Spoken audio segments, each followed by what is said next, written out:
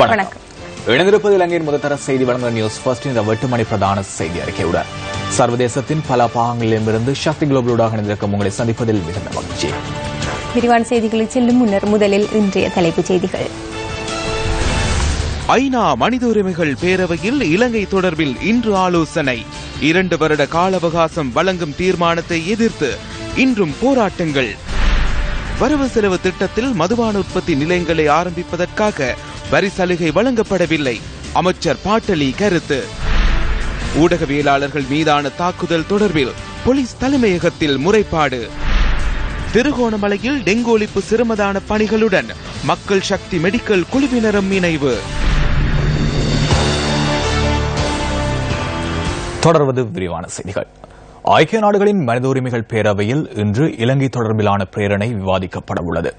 ஐக்கிய நாடுகளின் மனித உரிமையாளர் ஆணையாளர் இளவரசர் சையத் ராட் அல் ஹுசைன் இந்த பிரேரணையை இன்று சமர்ப்பித்து உரையாற்ற உள்ளார். ஐக்கிய நாடுகளின் மனித உரிமைகள் பேரவையின் 34வது கூட்டத்தொடர் ஜெனீவா நகரில் கடந்த மாதம் 27ஆம் தேதி முதல் நடைபெற்று வருகின்றது. ஐக்கிய நாடுகள் மனித உரிமைகள் ஆணையாளரின் புதிய பிரேரணையின் வரைவு ஏற்கனவே வெளியாகியிருந்தது. 2015ஆம் ஆண்டு இலங்கை தொடர்பில் நிறைவேற்றப்பட்ட தீர்மானத்தில் உள்ள பரிந்துரைகளை நடைமுறைப்படுத்துவதற்காக மேலும் 2 வருட கால அவகாசத்தை வழங்குவது குறித்து இதன்போது ஆராயப்பட உள்ளது. இதேவேளை இலங்கையை பிரதிநிதித்துவப்படுத்தி பிரதி வெளிவிவகார அமைச்சர் கலாநிதி ஹர்ஷடி சில்வா இன்று ஐநா மனித உரிமைகள் பேரவையில் உரையாற்ற உள்ளார். ஐநா மனித உரிமைகள் பேரவையின் அங்கத்துவ நாடுகளின் பிரதிநிதிகள் மற்றும் அரசு சார்பற்ற நிறுவனங்களின் பிரதிநிதிகளும் இன்று இலங்கை தொடர்பில் தமது நிலைப்பாட்டை அறிவிக்க உள்ளனர். இந்த பிரேரணை நாளைய தினம் உறுப்பு நாடுகளின் கருத்துக்கள் கேட்டறியப்பட்டு நிறைவேற்றப்படவுள்ளமை குறிப்பிடத்தக்கது. ஐநா மனித உரிமைகள் பேரவையில் 2015ஆம் ஆண்டு இலங்கை தொடர்பில் நிறைவேற்றப்பட்ட தீர்மானத்தை முழுமையாக நடைமுறைப்படுத்துவதற்கு மேலும் 2 ஆண்டு கால அவகாசம் கோரும் புதிய பிரேரணையின் வரைவு அண்மையில் வெளியாகியிருந்தது. இந்த பிரேரணையை அமெரிக்கா, பிரித்தானியா, மாண்டினீக்ரோ மற்றும் மெசிடோனியா ஆகிய 4 நாடுகள் சமர்ப்பித்துள்ளன. இந்த பிரேரணை தொடர்பான திருத்தங்கள் கோரப்பட்டிருந்ததுடன் நாளை இந்த பிரேரணை மீதான வாக்கெடுப்பு நடத்தப்பட உள்ளது. இலங்கை தொடர்பில் நிறைவேற்றப்பட்ட 30 பிரேரணையை முழுமையாக அமல்படுத்துவதற்கு இலங்கை அரசாங்கத்தை வலியுறுத்துவதாக புதிய பிரேரணை வரைவில் தெரிவிக்கப்பட்டுள்ளது. இலங்கையின் மனித உரிமைகள், உண்மை, நீதி, நல்லிணக்கம் மற்றும் பொறுப்புக்கூறலை மேம்படுத்தும் நடவடிக்கைகளை ஊக்கப்படுத்துவதாகவும் அதில் குறிப்பிடப்பட்டுள்ளது. இலங்கையில் மனித உரிமை, உண்மை, நீதி, நல்லிணக்கம் மற்றும் பொறுப்புக்கூறலை உறுதிப்படுத்துவதற்காக ஆலோசனைகளையும் தொழில்நுட்ப உதவிகளையும் ஐநா மனித உரிமைகள் ஆணையாளரும் சம்பந்தப்பட்ட அதிகாரிகளும் தொடர்ந்து வழங்க வேண்டும் எனவும் அமெரிக்கா உள்ளிட்ட 4 நாடுகளால் முன்வைக்கப்பட்டுள்ள பிரேரணையில் வலியுறுத்தப்பட்டுள்ளது. இலங்கை தொடர்பான 30 பிரேரணையின் அமுலாக்கத்தை தொடர்ந்து மதிப்பீடு செய்வதற்கான பொறிமுறை ஏற்படுத்தப்பட வேண்டும் எனவும் அதில் மேலும் குறிப்பிடப்பட்டுள்ளது. அமெரிக்காவும் பிரித்தானியாவும் இலங்கைக்கு ஆதரவாக ஐநா மனித உரிமை பேரவையில் கொண்டுவரும் பிரேரணையை இந்தியா எதிர்க்க வேண்டும் என தமிழக அரசியல் தலைவர்கள் வலியுறுத்துகின்றனர். ஜெனீவாவில் இந்த தீர்மானத்தை பிரிட்டனும் அமெரிக்காவும் மாசிடோனியாவும் இலங்கைக்காக கொண்டு வரான். 2 வருஷத்துக்கு கால அவகாசம் கொடுக்கணும். முழுக்க தடயத்தை அழிச்சிருவான். ஓரமான இனப்படுகொலையில் லட்சக்கணக்கான தமிழர்கள் படுகொலை செய்யப்பட்டார்களே, அந்த தடயத்தை அளிச்சிருவான். இதற்கு இந்தியா எந்த வகையிலும் ஒத்துழைப்பு நல்கக்கூடாது, கால நீட்டிப்பு வழங்கக்கூடாது. கடந்த 2 ஆண்டுகளில் எந்த விசாரணையையும் ஸ்ரீசேனா அரசு தொடங்கவே இல்லை. ஆகவே இதனை international criminal court of justice என்கிற சர்வதேச குற்றவியல் நீதிமன்ற விசாரணைக்கு உட்படுத்த வேண்டும். இலங்கை அரசு ஐக்கிய நாடுகள் சபையின் மனித உரிமை பேரவை விசாரணையில் கடுமையாக தண்டிக்கப்படுவதை மத்திய அரசு உறுதி செய்ய வேண்டும் என திராவிட முன்னேற்றக் கழகம் வலியுறுத்தியுள்ளது. இலங்கை தமிழர்களுக்கு எதிராக நடைபெற்ற மனித உரிமை மீறல்கள், சர்வதேச சட்ட மீறல்கள், போர்க்குற்றங்கள், இனப்படுகொலை ஆகியவை குறித்து சுதந்திரமானதும் நம்பகத்தன்மை வாய்ந்ததுமான சர்வதேச விசாரணை நடத்தப்பட வேண்டும் என கழகத்தின் செயல் தலைவர் மு.க. ஸ்டாலின் வலியுறுத்தியுள்ளார். இதேவேளை இந்தியாவின் வெளியுறவு கொள்கையின்படி அண்டை நாடான இலங்கையுடன் நட்பாக இருக்க விரும்புவதாக பிரதமர் நரேந்திர மோடிக்கு பாட்டாளி மக்கள் கட்சியின் இளைஞரணி தலைவர் அன்புமணி ராமதாஸ் எழுதியுள்ள கடிதத்தில் குறிப்பிடப்பட்டுள்ளது. இலங்கையில் மனித உரிமை மீறல்கள் தொடர்ந்து அதிகரித்து வருகின்றன எனவும் அவர் சுட்டிக்காட்டியுள்ளார். இலங்கை அரசுடனான இந்தியாவின் வெளியுறவு கொள்கையை மத்திய அரசு மீள் பரிசீலனை செய்ய வேண்டும் எனவும் அன்புமணி ராமதாஸ் பிரதமர் நரேந்திர மோடிக்கு அனுப்பியுள்ள கடிதத்தில் குறிப்பிடப்பட்டுள்ளது. இலங்கை விவகாரம் ஐநா பாதுகாப்பு பேரவையின் கவனத்திற்கு கொண்டுவரப்பட வேண்டும் என தமிழ் தேசிய மக்கள் முன்னணியின் தலைவர் கஜேந்திரகுமார் பொன்னம்பலம் வலியுறுத்தியுள்ளார். If we don't get the investigative process right. விசாரணை பொறிமுறையை ஆரம்பத்தில் இருந்து முன்னெடுக்காவிட்டால் உங்களால் நீதியை பெற்றுக்கொள்ள முடியாமல் போய்விடும். 2012ஆம் ஆண்டிலிருந்து மனித உரிமைகள் பேரவை தொடர்பில் எமது அமைப்பு முறை சிக்கலையை எதிர்நோக்கியுள்ளது. அதேவேளை இந்த பேரவையின் நிகழ்ச்சி நிரல் 2015 ஜனவரியில் ஆட்சி மாற்றம் ஒன்றையை கொண்டு வந்துள்ளது. எனினும் அதன் செயற்பாடுகள் அத்தோடு மழுங்கிவிட்டதாகவே தோன்றுகிறது. அது முதல் இந்த பேரவையின் உறுப்பினர்கள் கண்காணிப்பை மேற்கொள்வதற்கு ஆர்வம் காட்டவில்லை. இந்த 2 வருட கால அவகாசம் மேலும் கருணை காலத்தையே அரசாங்கத்திற்கு வழங்கும். அதனை மேலும் வலுப்படுத்திக் கொள்வதற்கும் எந்த நடவடிக்கையையும் எடுக்காதிருப்பதற்கும் வழிவகுக்கும். பாதிக்கப்பட்ட தரப்பு மற்றும் சிவில் அமைப்புகள் எதனை கூறுகின்றன என்பது தொடர்பிலும் கவனம் செலுத்த வேண்டும். அவ்வாறு அல்லாமல் தொடர்ந்தும் தவறிழைக்கப்படுவதை கண்டிக்கிறோம். இதேவேளை சர்வதேச நாடுகளை நம்பியே இறுதிக்கட்ட யுத்தத்தின் போது ராணுவத்தினரிடம் தமது உறவுகளை மக்கள் ஒப்படைத்ததாக வடமாகாண சபை உறுப்பினர் அனந்தி சசிதரன் ஜெனீவாவில் சுட்டிக்காட்டியுள்ளார். 2009 இந்த போர் முடிவில் நாங்கள் ராணுவத்திடம் எங்களுடைய உறவுகளை கையளிக்க வேண்டிய நிலையை அப்பொழுது இருந்த எங்களுடைய சமாதான பேச்சுவார்த்தைக்கு உடன்பட்டிருந்த இணைத்தலைமை நாடுகள் வழிவகுத்திருந்தது. அந்த நாடுகளினுடைய வரிசையில் ஜப்பான், நோர்வே, அமெரிக்கா, ஐரோப்பிய ஒன்றியம், இந்த ஐரோப்பிய ஒன்றியத்தில் அப்பொழுது பிரித்தானியா அங்கம் வகித்திருந்தது. எனவே எங்களை அந்த 2009 இறுதி போரில் எங்களுடைய உறவுகளை கையளிக்க வேண்டிய நிர்பந்தத்தை கொண்டு வந்தது இந்த இணைத்தலைமை நாடுகள். இந்த விடயத்தில் மறைமுகமாக இந்தியாவினுடைய பங்களிப்பும் இருந்தது. எனவே இந்த காணாமல் போனவர்கள், சரணடைந்தவர்கள், இறுதி போரில் சரணடைந்தவர்கள் தொடர்பாக இந்த இணைத்தலைமை நாடுகள் பொறுப்பு கூற வேண்டும். இந்தியாவும் பொறுப்பு கூற வேண்டும். ஐக்கிய நாடுகள் சபையும் பொறுப்பு கூற வேண்டும். முழு சர்வதேச பொறிமுறை வேண்டும்.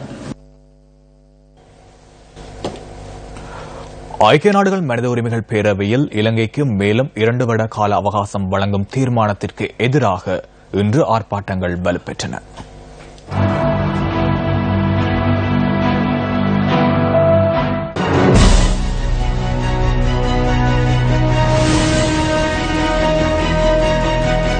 கிளிநொச்சியில் போராட்டத்தில் ஈடுபட்டுள்ளவர்களை ராஜாங்க அமைச்சர் விஜயகலா மகேஸ்வரன் இன்று சந்தித்து கலந்துரையாடினார். யோசப் காம்பில் எங்கட மகன் பேர் இருந்தது. பிறகு நாங்கள் அங்கே வந்து எங்கட தங்கச்சி வந்து சொன்னால் அவர்கள் பேர் தாய் தப்பன்ற பேர்கள் இடங்கள் எல்லாம் கேட்கணுமெண்டு அப்போ நாங்கள் கடிதம் எல்லாம் எழுதி கொடுத்து அங்கே போய் பார்க்க அங்கே அந்த வச்சிருந்த பிள்ளைகள் ஒரு தரம் இல்லை, எல்லாரையுமே ஏற்றி போட்டினோம். கிளிநொச்சியில் நடைபெற்ற நிகழ்வு ஒன்றில் கலந்து கொண்டிருந்த அதிதிகளையும் போராட்டத்தில் ஈடுபட்டிருந்த மக்கள் சந்தித்தனர். ராஜாங்க அமைச்சர் விஜயகலா மகேஸ்வரன் மற்றும் அமெரிக்க தூதரக பிரதிநிதி ஆகியோரிடம் இதன்போது மகஜர்களும் கையளிக்கப்பட்டன. கடந்த 27 நாட்களாக சுழற்சி முறை உண்ணாவிரத போராட்டத்தில் ஈடுபட்டுள்ள தமக்கு எப்போது தீர்வு கிடைக்கும் என இவர்கள் கேள்வி எழுப்புகின்றனர். எங்களுக்கு உதவி செய்வதற்கு யாருமே இல்லை. நாங்க பிள்ளைகளை நினைச்சு ஏங்கி கொண்டுதான் இருக்கிற முடியும். ஒரு நாள் இன்னும் இதுவரைக்கும் எங்க பிள்ளைகளை நீங்க காட்டவும் இல்ல, ஒன்றும் இல்ல. இப்படி கடத்தி வச்சு பாத்துக்கொண்டு வேடிக்கை பாக்குறாங்க. இந்த வேடிக்கை எந்த நேரம் சரி வராது. ஒன்றோ கோத்தப ராஜபக்ச இன்னைக்கு வரணும். எங்கட பிள்ளைகளையும் வதை பண்ணி எங்களையும் வதை பண்ணி எங்களையும் சாவடிக்க போறாங்க. இலங்கையில் உள்ளவங்களுக்கு இலங்கையில தேட எங்க தேட போறாங்க? அவங்க அரசாங்கத்தில் உள்ளவங்க என்ன செஞ்சு கொண்டிருக்கிறாங்க? நல்ல ஏர் கண்டிஷன்லயும் நல்ல பெரிய பெட்ரூம்லயும் நல்ல சாப்பாடு, பஜுரா கார், 2 லட்சம் சல்லி சம்பளம் கிடைக்குது. அவங்க நல்லா இருக்கிறாங்க. நான் கஷ்டப்படுது. எங்கட உணர்வு அவங்களுக்கு விளங்குது இல்ல, எங்கட கவலை விளங்குது இல்ல. எங்களை வச்சு நாடகம் நடிக்கிறாங்களா? அரசாங்கம் உள்ள இல்லத்தை பாதுகாக்கணும். நாங்க இப்படி சத்து மடியணும். எலெக்ஷன் கேட்க ரணில் வாராரம் இங்க வாராரம் ஒருத்தர் கொடுக்க மாட்டாங்க இந்த தரக்கா. அதை நினைச்சுக்கோ சொல்லுங்க அவங்களுக்கு. நாங்க 10 மாசம் சுமந்து பெத்து வளர்த்து பெருசாக்கி தாளாட்டி சீராட்டி கொசி கடிக்காம படாத பாடுபட்டு வளர்த்தி இவங்க சும்மா தூக்கி கொடுக்க எங்களுக்கு தலையெழுத்தா? அரசாங்கத்துக்குள்ள அவங்களுக்குள்ள போட்டி போடுறது பரவாயில்ல ஐயா. உங்களோட அரசியல்வாதி தன்மை எங்களுக்கு தெரிஞ்சிட்டு, இப்ப எங்களுக்கு தெரியா, இப்ப தெரிஞ்சிட்டு, எல்லாமே தெரிஞ்சிட்டு. இந்த போராட்டம் ஆரம்பிக்கப்பட்டு 2 வாரங்கள் பூர்த்தியாகியுள்ளன.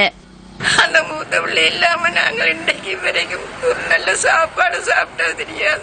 எந்த பிள்ளை என்ன சாப்பிட்டதோ திட்டதோ குடிச்சதோ அப்படி இருக்குதோ தெரியாமல் நாங்கள் இவ்வளவு கவலைப்பட்டு கொண்டிருக்கிறோம். அவருக்கு ஒரு பிள்ளை இருக்குது ஐயா. அங்கட அப்பா வேற இல்ல, அப்பா இல்ல. யாருக்கு பதில் சொல்லுவோம்? எங்கட பிள்ளைகளை விட்டுட்டு நாங்கள் இவ்வளவு வேதனைப்படுறோம் ஐயா. தாங்க முடியாது. 15 நாளாக இருக்கிறோம். எங்களை யார் என்னன்னு காட்டீங்களோ ஒரு வார்த்தை இதுவரைக்கும் எந்த சர்வதேசமும் எங்களுக்கு எந்த நல்லாச்சு கேட்க முன்வரவில்லை. நாங்கள் சாரத்துக்கு இடையில எங்கட பிள்ளைகளை கொண்டு வந்து எங்களுக்கு காட்டுங்க.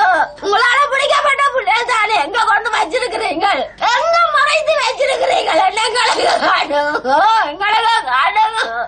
தாய்மார்கள் கண்ணீர் விட்டு காட்டி இருக்கிறார்கள். என்ன வேடிக்கை பாக்குறீங்க? காட்டுறீங்களா? எங்களை வச்சு பொம்மலாட்டம் ஆடிக்கொண்டா இருக்கிறீங்கள். கஞ்சா குடிச்சாலும் எங்களோட புள்ளிகளோட நாங்கள் நிம்மதியா இருந்தோம். நாங்கள் தெருவா நாயனை போல வந்துட்டோம். எங்களுடைய பிள்ளைகளை கண் இல்லாவிட்டாலும் கால் இல்லாவிட்டாலும் கொண்டு வந்துட்டாங்க. பெற்றெடுத்த குழந்தை தாங்கி பாருங்க.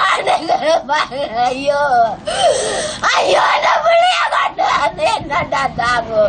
காணாமல் ஆக்கப்பட்ட தமது உறவுகளை கண்டுபிடித்து தருமாறு வலியுறுத்தி கடந்த 8 நாட்களாக இவர்கள் வீதியோரத்தில் காத்திருக்கின்றனர். இதுவரை 2010ஆம் ஆண்டு சுமந்திரம் பாராளுமன்றத்தில் செய்யப்பட்டது. அதுவும் தேசிய பட்டியலோட வந்தது. 2010 இருந்து 2017 வரைக்கும் இருக்கிறீங்க. உங்கள்கிட்ட இந்த யுத்தத்துல இறுதி கொல்லப்பட்ட மக்கள் விவரம் இருக்கா? எத்தனை மக்கள் கொல்லப்பட்ட விவரம் தமிழ் தேசிய கூட்டமைப்பில் இருக்கா? அல்லது எத்தனை மக்கள் காயப்பட இருக்கா? அல்ல எத்தனை பேர் காணாமல் ஆக்க செய்யப்பட்ட விவரங்கள் இருக்கா?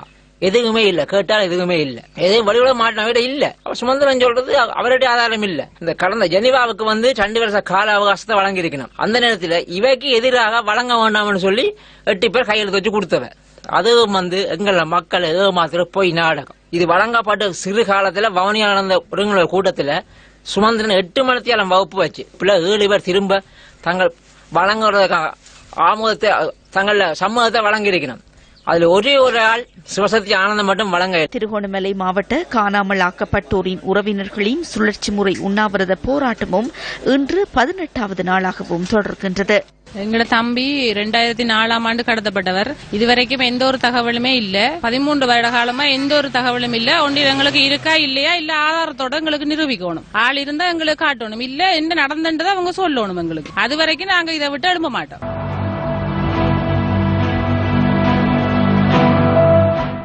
ஐநா மனித உரிமைகள் பேரவையில் இலங்கைக்கு மேலும் 2 வருட கால அவகாசம் வழங்கும் தீர்மானத்திற்கு எதிராக இன்று ஆர்ப்பாட்டங்கள் முன்னெடுக்கப்பட்டன. காணாமல் ஆக்கப்பட்டோரின் உறவினர்கள் மற்றும் சிவில் அமைப்புகளின் பிரதிநிதிகள் இணைந்து கோட்டை ரயில் நிலையம் ஒன்றில் இன்று துண்டு பிரசுரங்களை விநியோகித்தனர். எமக்கு இந்த அரசாங்கத்தின் மேல் நம்பிக்கை இல்லை. தொடர்ந்து இவர்கள் கால இழுத்தடிப்பை செய்து வருகின்றார்கள். ஏற்கனவே 18 மாதம் வழங்கியும் எந்த ஒரு நடவடிக்கையும் செய்யாத பட்சத்தில் கைதிகள் வரையும் விடுதலை செய்யவில்லை. பிடிஏ சட்டத்துக்கு பதிலாக கவுண்டர் டெரரிசம் ஆக்டை கொண்டு வர எத்தனிக்கிறார்கள். அவ்வாறான செயற்பாடுகள் நடைபெற்றுக் கொண்டிருக்கின்றன. ஆகவே தமிழ் மக்களுக்கு தொடர்ந்து இந்த அரசாங்கத்தின் மீது நம்பிக்கை இல்லை. இதேவேளை சுதந்திரத்திற்கான பெண்கள் அமைப்பினால் கடந்த 6 நாட்களாக கோட்டை புகையிரத நிலையம் ஒன்றில் போராட்டம் ஒன்று முன்னெடுக்கப்படுகின்றது. காணாமல் ஆக்கப்பட்டோருக்கு தீர்வு வழங்கப்பட வேண்டும், வடக்கு கிழக்கு மாகாணங்களில் காணிகள் விடுவிக்கப்பட வேண்டும், அரசியல் கைதிகள் விடுவிக்கப்பட வேண்டும் என வலியுறுத்தி இவர்கள் போராட்டத்தில் ஈடுபட்டுள்ளனர். இலங்கைக்கு கால அவகாசம் வழங்கக்கூடாது என தெரிவித்து யாழ் பஸ் நிலையம் ஒன்றில் இன்று கவனஈர்ப்பு போராட்டம் ஒன்று முன்னெடுக்கப்பட்டது. வவுனியாவில் சுழற்சி முறை உண்ணாவிரத போராட்டத்தில் ஈடுபட்டுள்ள காணாமல் ஆக்கப்பட்டவர்களின் உறவினர்கள் இன்று கவனஈர்ப்பு போராட்டம் ஒன்றை ஏற்பாடு செய்திருந்தனர். மட்டக்களப்பு மாவட்டத்திலும் சிவில் அமைப்புகளின் பிரதிநிதிகள் இலங்கைக்கு 2 வருட கால அவகாசம் வழங்கக்கூடாது என தெரிவித்து கவனஈர்ப்பு போராட்டத்தில் ஈடுபட்டனர். இது தொடர்பில் அமைச்சர் மனோ கணேசன் இவ்வாறான கருத்தினை பதிவு செய்தார். இடது பக்கம் நடராஜ் ரவிராஜ் இருந்தார், வலது பக்கம் லசந்த விக்ரமதுங்க இருந்தார். இருவரும் இருந்தார்கள். இடது பக்கம் இருந்த ரவிராஜை கொலை செய்து விட்டார்கள், வலது பக்கம் லசந்தை கொலை செய்து விட்டார்கள். என்னை கொலை செய்தார்கள், இருந்தாலும் கூட செய்ய முடியவில்லை. அவர்களுக்கு எல்லாரையும் கண்டுபிடித்து தேடி சென்று கப்பம் கேட்டார்கள். நாட்டிலே அந்த காலகட்டத்திலே ரகசிய கும்பல் இருந்தது என்பது வேறு எவரும் நன்றாக தெரியும். இல்லை என்று மறுக்க வேண்டாம் என்று கோட்டாவை ராஜபக்ச சொல்ல விரும்புகின்றேன். ஆணையிட்டது நீங்கள் தான், மறுக்க வேண்டாம். நடந்தது அந்த அலங்கோலங்கள் காரணமாகத்தான், அநியாயங்கள் காரணமாகத்தான், அநீதிகள் காரணமாகத்தான் இன்று நமது நாடு ஜெனீவாவில் சென்று சீரழிகின்றது என்று கூறி வைக்க விரும்புகின்றேன். சட்டத்துக்கு வெளியே சென்று இவரையும் கடந்து சென்று கொலை செய்வதை நாங்கள் ஏற்றுக்கொள்ள முடியாது. அதுதான் அன்று நடந்தது. செய்தது யார் என்றால் இலக்க தகுடற்ற வாகனங்களில் வந்து, வெள்ளை வேன்களிலே வந்து, சீருடை அணியாமல் வந்து தமிழர்களை வீடுகளுக்கு சென்று இரவு நேரங்களை கதவை தட்டி இழுத்து சென்றார்கள். நாய்களை சென்று கொலை செய்யப்பட்டிருந்தார்கள். 3 நாள் உத்தியோகபூர்வ விஜயம் மேற்கொண்டு ஜனாதிபதி மைத்ரிபால சிறிசேன இன்று ரஷ்யாவின் மாஸ்கோ நகரை சென்றடைந்தார்.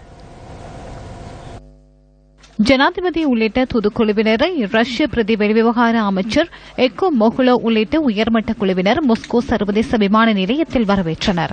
வெளிவிவகார அமைச்சர் மங்கள சமரவீர, அமைச்சர்களான எஸ்பி நாவின, மஹிந்த சமரசிங்க, சுசில் பிரேமஜாயந்த மற்றும் தயசிரி ஜெயசேகர் ஆகியோரும் ஜனாதிபதியுடன் ரஷ்யா சென்றுள்ளனர். ஜனாதிபதி நாளை ரஷ்ய ஜனாதிபதி விளாடிமிர் புட்டினை சந்திக்க உள்ளார். ශ්‍රී ලංකාව සහ රුසියාව අතර පවතින இலங்கைக்கும் ரஷ்யாவுக்கும் இடையிலான இருதரப்பு உறவுகள் ஏற்பட்டு 60 வருடங்கள் பூர்த்தியாகின்றது.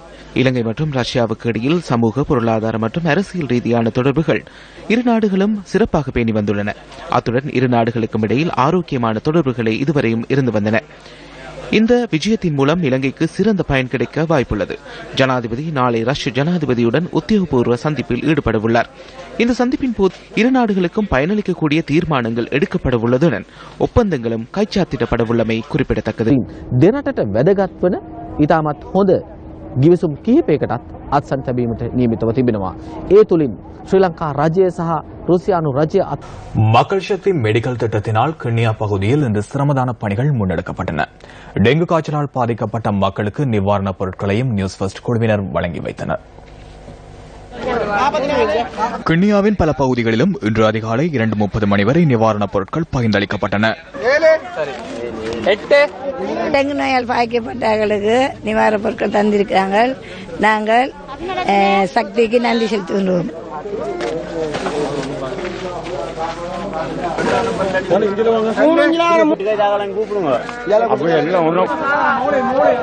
எங்களுக்கு சக்தி நிறுவனமானது இந்த பொதியை தந்தது பெரிய உதவியாக இருக்கின்றது.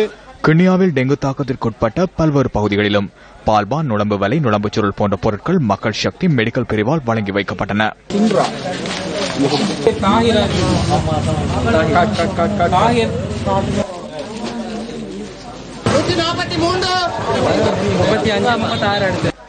பல பகுதிகளிலும் நியூஸ் ஃபர்ஸ்ட் குழாத்தினர் இன்று சிரமதான பணிகளை முன்னெடுத்தனர். கிண்ணியா பிரதேச செயலகத்திற்கு சென்ற நியூஸ் ஃபர்ஸ்ட் குழாத்தினர் உதவி பிரதேச செயலாளருடன் சிரமதான பணிகள் தொடர்பிலும் கலந்துரையாடினர்.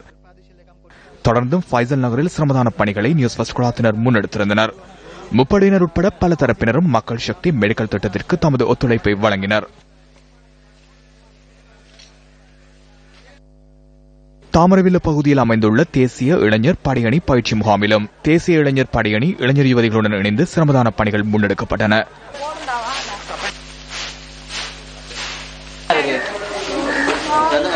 பாடசாலை மாணவ மாணவியருக்கும் டெங்கு காய்ச்சல் தொடர்பில் நியூஸ் ஃபர்ஸ்ட் குழாத்தினரால் விழிப்புணர்வு வழங்கப்பட்டது.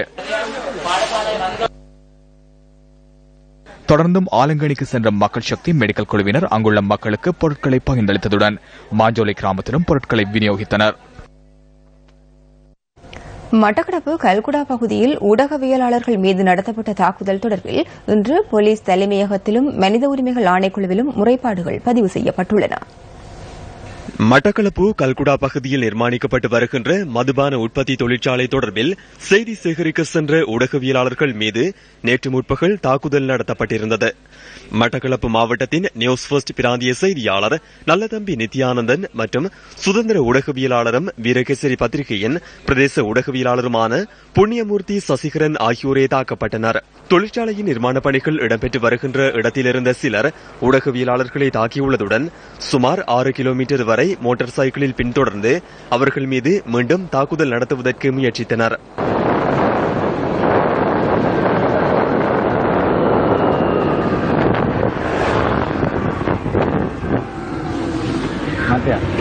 අපි දෙන්නම මීඩියා අපි පොඩි නිවුස් එකකට ගියා. ඒ ගියාම ඒ කට්ටිය අපිව දුවලා එනවා දාන්න. හරිද? අපි මේරව පොලිස් එකට යනවා. මොනාරි පාරට මොනාරි සිද්ධියක් වුණොත් අපි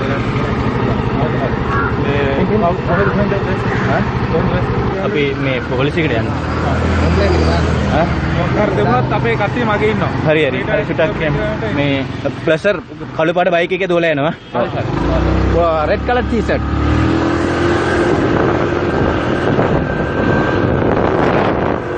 அவர்களிடமிருந்து தப்பிச் சென்ற ஊடகவியலாளர்கள் இருவரும் ஏறாவூர் போலீஸ் நிலையத்தில் முறைப்பாடு செய்தனர். ஊடகவியலாளர்களை தாக்கி அவர்களது கடமைக்கு இடையூறு விளைவித்த சந்தேக நபர்கள் கல்குடா போலீசாரின் ஒத்துழைப்புடன் அடையாளம் காணப்பட்டனர். இந்த சம்பவத்துடன் தொடர்புடைய 2 சந்தேக நபர்கள் கைது செய்யப்பட்டு போலீஸ் பிணையில் விடுவிக்கப்பட்டுள்ளனர். அவர்கள் இருவரையும் நாளை நீதிமன்றத்தில் ஆஜர்படுத்த உள்ளதாக போலீசார் குறிப்பிட்டனர். இதேவேளை தாக்குதலுக்கு இலக்கான ஊடகவியலாளர்கள் இருவரும் இன்று மனித உரிமைகள் ஆணைக்குழுவின் மட்டக்களப்பு அலுவலகத்திற்கு சென்று முறைப்பாடு செய்தனர். மதுபான சாலை உற்பத்தி தொழிற்சாலை கட்டப்படுகின்ற பகுதி ஊடாக அந்த பாதை ஊடாக செல்கின்ற வேளையில எங்களை ஒரு 6 பேர் கொண்ட நபர்கள் தாக்கினார்கள். எங்களுக்கு எந்த ஒரு பாதுகாப்பும் இல்லாத காரணத்தில் வந்து நாங்கள் கல்குடா போலீஸ் வரையும் சென்றோம். கல்குடா போலீஸ் வரையும் எங்களை துரத்தி வந்தார்கள். எங்களுக்கு அங்கும் பாதுகாப்பு எங்களுக்கு வழங்கப்படவில்லை. உடனே வந்து நாங்கள் வந்து ஏரா போலீஸுக்கு வந்து முறைப்பாடு செய்திருந்தோம். இந்த வேளை கல்குடா போலீசார் மீண்டும் எங்களை ஊடகவியலாளர் இருவரையும் அழைத்து குறித்த கம்பெனிக்கு அழைத்து சென்றார். 3 பேரை இனம் காட்டியிருந்தோம். ஒன்று கடமையில் உள்ள பாதுகாப்பு உத்தியோகர், 2 பேர் எங்களுக்கு கம்பியால் அடித்தவர், 6 கிலோமீட்டர் வரை துரத்தி அச்சுறுத்தல் விடுத்தவரையும் இனம் காட்டினோம். எங்களுக்கு நாங்கள் ஊடகவியலாளர் ரீதியில் நேரடியான அச்சுறுத்தல் மற்றும் கொலை மிரட்டல் விடுக்கப்பட்டதன் காரணமாக எங்களுக்கு ஒரு பாதுகாப்பு வேணும் என்ற அடிப்படையில் வந்து நாங்கள் மனித உரிமைக்கு இன்று வந்து முறைப்பாடு செய்திருக்கின்றோம். இது சம்பந்தமாக நாங்கள் ஏறாவூர் போலீசில் முறைப்பாடு இட்டு அதன் மூலமாக ஏறாவூர் போலீஸ் அதிகாரியின் பணிப்புரையின் பேரில் கல்குடா போலீஸ் நிலையத்துக்கு மாற்றப்பட்டு கல்குடா போலீசார் 2 பேரை கைது செய்துள்ளார்கள். 2 பேர் கைது செய்யப்பட்டு தற்போது 1 மணி நேரம் அவர்கள் சிறைப்பிடிக்கப்பட்டு மீண்டும் 1 மணி நேரத்தில் அவர்கள் போலீஸ் பிணையில் விடப்பட்டுள்ளதாக அறிய தருகின்றோம். இது உண்மையிலேயே ஊடகவியலாளர் என்ற ரீதியில் எங்களுடைய அடிப்படை மனித உரிமை மீறப்பட்டுள்ளதுடன் ஊடக சுதந்திரம் வந்து இதில் உடைக்கப்பட்டிருக்கிறது. ஆகவே எங்களுடைய சுதந்திரமான செய்தி சேகரிப்புக்கு தடையாக இருந்த இவர்கள் சட்டத்தின் முன் நிறுத்தப்பட்டு தகுந்த தண்டனை வழங்கப்பட வேண்டும் என்பதோடு எமது பாதுகாப்பு கருதி இன்றைய தினம் நாங்கள் மனித உரிமை ஆணைக்குழுவிலும் வந்து முறைப்பாடு செய்துள்ளோம். உண்மையிலே ஊடக சுதந்திரம் உள்ளது, தகவல் அறியும் சட்டம் உள்ளது என்று கூறுகின்ற இந்த அரசாங்கம் மிக விரைவில் எமக்கு தாக்கல் நடத்தியவர்களை சட்டத்தின் முன் நிறுத்தி அவர்களுக்கு தகுந்த தண்டனை வழங்க வேண்டும் என்பதோடு இனி வரும் காலங்களில் எமது உயிர்களுக்கு ஏதாவது நடந்தால் இவர்களே பொறுப்பு கூறுவார்கள் என்பதை இந்த இடத்தில் கூறிக்கொள்ள விரும்புகிறோம். இதேவேளை ஊடகவியலாளர்களின் கடமைக்கு இடையூறு விளைவிக்கப்பட்ட சம்பவம் தொடர்பில் முறையான விசாரணை நடத்துமாறு போலீஸ் தலைமையகத்தில் இன்று முறைப்பாடு செய்யப்பட்டுள்ளது. நியூஸ் போஸ்டின் உயர்மட்ட குழுவினர் போலீஸ் தலைமையகத்தில் இன்று எழுத்துமூல முறைப்பாட்டை சமர்ப்பித்தனர். மட்டக்களப்பு கல்குடாவில் இருக்கக்கூடிய மதுபான உற்பத்தி நிலையம் ஒன்று தொடர்பிலே செய்தி சேகரிக்க சென்ற எமது சக்தி FM நியூஸ் போஸ்டினுடைய ஊடகவியலாளர் நல்லதம்பி நித்யானந்தன் மற்றும் பத்திரிகை ஒன்றினுடைய ஊடகவியலாளர் இருவர் நேற்றைய தினம் தாக்குதலுக்கு உள்ளாகியிருக்கிறார்கள். இந்த சம்பவம் தொடர்பிலே பக்கசார்பற்ற நீதியான விசாரணைகள் நடத்தப்பட வேண்டும் என்று கல்குடா தொகுதியினுடைய ஐக்கிய தேசிய கட்சியினுடைய அமைப்பாளரும் இந்த தாக்குதல் சம்பவத்தோடு தொடர்புடையதாக இருப்பதாக எங்களுடைய தாக்குதலுக்குள்ளான ஊடகவியலாளர் சொல்லியிருக்கிறார். ஆகவே இதனை ஒரு சிறிய சம்பவமாக நாங்கள் எடுத்துக்கொண்டு இந்த சம்பவத்தை நாங்கள் அப்படியே விட்டுவிடாமல் எதிர்காலத்திலே எங்களுடைய ஊடகவியலாளராக இருந்தாலும் சரி, வேறு எந்த ஒரு நிறுவனத்தினுடைய ஊடகவியலாளராக இருந்தாலும் சரி, சுயாதீனமான முறையிலே சுதந்திர ஊடகவியலாளர்களாக இல்லையற்ற முறையிலே அவர்களுடைய நடவடிக்கைகளை மேற்கொள்வதற்கான அனுமதியினை அளிக்க வேண்டும் என்கின்ற செய்தியை நாங்கள் போலீஸ் மா அதிபருக்கு கூறியிருக்கிறோம். கோரிக்கை கடிதத்தின் வாயிலாக அவரும் அதனை எடுத்துக்கொண்டு பக்கசார்பற்ற நடுவு நிலைமையான விசாரணைகளை நடத்தி இது தொடர்பான விடயங்களை எங்களுக்கு அறிய தருவதாக சொல்லியிருக்கிறார். இதேவேளை மட்டக்களப்பு கல்குடா பகுதியில் ஊடகவியலாளர்கள் மீது மேற்கொள்ளப்பட்ட தாக்குதல் முயற்சியை மட்டக்களப்பு மாவட்ட தமிழ் ஊடகவியலாளர் ஒன்றியம் வன்மையாக கண்டித்துள்ளது. பொதுமக்களுக்கு எதிரான மது உற்பத்தி நிறுவனங்களின் செயற்பாடுகள் மட்டக்களப்பில் தொடர்வதாகவும் அதிகாரிகள் உரிய நடவடிக்கை எடுக்க தவறியதன் விளைவே ஊடகவியலாளர்கள் மீதான தாக்குதலுக்கு காரணம் எனவும் ஊடகவியலாளர் ஒன்றியத்தின் தலைவர் விடுத்துள்ள அறிக்கையில் குறிப்பிடப்பட்டுள்ளது. ஊடகவியலாளர்கள் மீது தாக்குதல் நடத்தலாம் என்ற மனநிலை நல்லாட்சியிலும் தொடர்வதாக சுட்டிக்காட்டும் மட்டக்களப்பு மாவட்ட தமிழ் ஊடகவியலாளர் ஒன்றியம் உண்மைகள் வெளிவருவதை தடுக்கும் அதிகார வர்க்கத்தின் முயற்சியை வன்மையாக கண்டித்துள்ளது. ஊடகவியலாளர்கள் மீது அச்சுறுத்தல் விடுத்தவர்கள் உடனடியாக கைது செய்யப்பட்டு சட்டத்தின் முன் நிறுத்தப்பட்டு தண்டனை வழங்க நடவடிக்கை எடுக்க வேண்டும் எனவும் அந்த அறிக்கையில் வலியுறுத்தப்பட்டுள்ளது. இந்த சம்பவத்துக்கு எதிராக உரிய நடவடிக்கை எடுக்க தவறினால் ஊடகவியலாளர்கள் வீதியில் இறங்கி போராட வேண்டிய நிலை ஏற்படும் எனவும் மட்டக்களப்பு மாவட்ட தமிழ் ஊடகவியலாளர் ஒன்றியம் அறிவித்துள்ளது. கிழக்கு மாகாணத்தில் மது உற்பத்தி தொழிற்சாலைகளை ஆரம்பிப்பதற்காக வரவு செலவு திட்டத்தில் வரிச்சலுகை வழங்கப்படவில்லை என அமைச்சர் பாட்டாளி சம்பிக்க ரணவக்க தெரிவிக்கின்றார். மட்டக்களப்பு கல்குடா பகுதியில் நிர்மாணிக்கப்படுகின்ற மதுபான உற்பத்தி தொழிற்சாலை தொடர்பில் அமைச்சர் இன்று நடைபெற்ற ஊடகவியலாளர் சந்திப்பொன்றில் கருத்து வெளியிட்டிருந்தார். போதைப் பொருளை பிரபலியப்படுத்துவதற்கு வரவு செலவு திட்டத்தின் உள்ளடக்கம் பயன்படுத்தப்படுவதை நாம் வன்மையாக கண்டிக்கின்றோம். கிழக்கு மாகாணத்திலும் ஊவா மாகாணத்திலும் அபிவிருத்தி பணிகளை மேற்கொள்ளவும் தொழில் வாய்ப்புகளை உருவாக்கவுமே வரவு செலவு திட்டத்தில் வரிச்சலுகை வழங்கப்பட்டது. மாறாக இதனை கொண்டு மதுபான உற்பத்தி தொழிற்சாலைகள் ஆரம்பிக்கப்படுமாயின் அதனை நாம் வன்மையாக எதிர்ப்போம். போதைப்பொருள், மதுபானம், சிகரெட் பயன்பாட்டிலிருந்து நாட்டை விடுவிப்பதாக தேர்தல் பிரகடனத்தை வெளியிட்டே அரசாங்கம் ஆட்சிக்கு வந்தது. இந்த நிலையில் கல்குடா பகுதியில் 19 ஏக்கர் காணியில் நிர்மாணிக்கப்பட்டு வரும் WM மெண்டிஸ் மதுபான உற்பத்தி நிறுவனத்திற்கு சொந்தமான மதுபான உற்பத்தி தொழிற்சாலை தொடர்பில் அண்மையில் தகவல்கள் வெளிவந்தன. மெண்டிஸ் நிறுவனத்தின் உத்தியோகபூர்வ இணையதளத்திற்கு அமைய அதன் தலைமை பதவியை அர்ஜுன் அலோசியஸ் வகிக்கின்றார். பெர்பச்சுவல் வர்த்தக குழுமத்திற்கு சொந்தமான மெண்டிஸ் மதுபான உற்பத்தி நிறுவனம் 469 மில்லியன் ரூபாய் வரியை அரசாங்கத்திற்கு செலுத்த வேண்டியுள்ளதாக கலால் ஆணையாளர் அண்மையில் நியூஸ் ஃபர்ஸ்டுக்கு கூறினார். முன்னாள் மத்திய வங்கி ஆளுநர் அர்ஜுன் மகேந்திரனின் மருமகனான அர்ஜுன் அலோசியஸுக்கு சொந்தமான பெர்பச்சுவல் ட்ரெஷரிஸ் நிறுவனம் முறைகள் விநியோக மோசடியுடன் தொடர்புபட்டதாக குற்றச்சாட்டுகள் சுமத்தப்பட்டன. இலங்கையின் மிகப்பெரிய சாராய வடிகட்டும் தொழிற்சாலை அங்கு அமைக்கப்படுகிறது. ஒன்றுகொன்று முரணான கருத்துக்களே அரசாங்கத்திற்குள் இருக்கின்றன. இறுதியில் ரணில் விக்ரமசிங்க தலைமையிலான ஐக்கிய தேசிய கட்சியின் கொள்கையே நடைமுறைப்படுத்தப்படுகின்றது. சிகரெட் பெட்டிகளில் அதன் மூலம் ஏற்படும் பாதிப்புகள் தொடர்பில் 80% விளம்பரப்படுத்த வேண்டும் என்ற விவகாரத்தில் முன்னின்று செயற்பட்டு அதனை நிறைவேற்றியுள்ளோம். அது குறித்து பெருமை அடைய வேண்டும். அதேபோன்று சிகரெட்டுகளுக்கான வரியையும் அண்மையில் அதிகரித்தோம். 1980ஆம் ஆண்டு நான் பாராளுமன்றத்தில் எதிர்க்கட்சி உறுப்பினராக இருந்த காலத்தில் போதைப்பொருள் ஒழிப்பு மத்திய நிலையத்துடன் நெருங்கி செயற்பட்டேன்.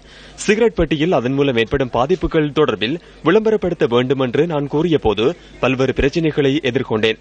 ஆகவே இந்த மாநாட்டில் உள்ள அனைவரையும் போதைப்பொருளை ஒழிப்பதற்கான கொள்கைகளை வகுத்து அதனை நடைமுறைப்படுத்துமாறு கேட்டுக் கொள்கின்றேன்.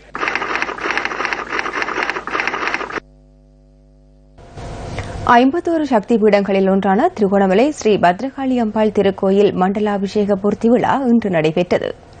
கிழக்கிலங்கையின் பிரசித்தி பெற்ற சக்தி வழிபாட்டு தலமாக விளங்கும் திருகோணமலை ஸ்ரீ பத்ரகாளி அம்பாள் ஆலய மகா கும்பாபிஷேகம் கடந்த மாதம் நடைபெற்றிருந்தது. அதனைத் தொடர்ந்து நடைபெற்று வந்த மண்டலாபிஷேக பூஜைகள் இன்று நடைபெற்ற 1008 கலசாபிஷேகத்தோடு நிறைவு பெற்றன. கலசாபிஷேகத்தை முன்னிட்டு சிறப்பு ஹோம பூஜைகளும் நடைபெற்றன. இன்றைய பூஜை வழிபாடுகளில் எதிர்க்கட்சித் தலைவர் இரா சம்பந்தனும் கலந்து கொண்டிருந்தார்.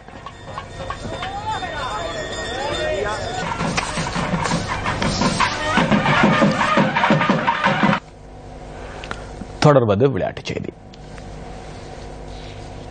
பிளாட்டினம் விருது வழங்கல் விழாவில் ஜனரஞ்சக வீரர் விருதுக்கு இலங்கை கிரிக்கெட் அணித் தலைவர் ஆஞ்சலோ மேத்யூஸ் பரிந்துரைக்கப்பட்டுள்ளார். விருது வழங்கல் விழா இம்மாதம் 31ஆம் தேதி ரத்மலானி ஸ்டைன் கலையகத்தில் நடைபெறவுள்ளது. இலங்கை கிரிக்கெட் நிறுவன தலைவர் 11 அணிக்கு எதிரான பயிற்சி போட்டியில் மிகுந்த போராட்டத்தின் பின்னர் பங்களாதேஷ் 2 ஓட்டங்களால் தோல்வியடைந்தது. பங்களாதேஷ் கிரிக்கெட் அணியின் இலங்கை விஜயத்தில் ஒருநாள் தொடருக்கான பயிற்சி போட்டி இலங்கை கிரிக்கெட் நிறுவன தலைவர் 11 அணியுடன் இன்று நடைபெற்றது. கொழும்பு CCC மைதானத்தில் நடத்தப்பட்ட இந்த பயிற்சி போட்டியில் மிலிந்த சிறிவர்தன தலைமையிலான இலங்கை கிரிக்கெட் நிறுவன தலைவர் 11 அணி 50 ஓவர்களில் 7 விக்கெட் இழப்புக்கு 354 ஓட்டங்களை குவித்தது. 355 ஓட்டங்களை நோக்கி பதிலளித்தாடிய பங்களாதேஷ் சார்பில் மஹமதுல்லா மற்றும் மஸ்ராப் மோட்டசா ஜோடி 8ஆம் விக்கெட்டுக்காக 101 ஓட்டங்களை பகிர்ந்தது. பங்களாதேஷ் அணி வெற்றி பெற இறுதி பந்தில் 5 ஓட்டங்கள் தேவைப்பட்ட போதிலும் அவர்களால் 2 ஓட்டங்களையே பெற முடிந்ததுடன் அதன்படி இலங்கை கிரிக்கெட் நிறுவன தலைவர் 11 அணி 2 ஓட்டங்களால் வெற்றியீட்டியது. இத்துடன் நமது 8 மணி பிரதான செய்திகள் நிறைவடைகின்றன. வணக்கம்.